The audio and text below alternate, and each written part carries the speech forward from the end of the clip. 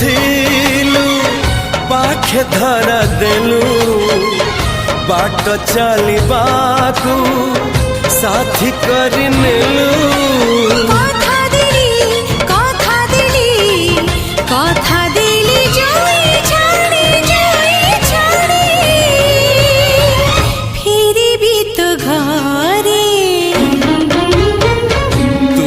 जदि अछु मो पाखरे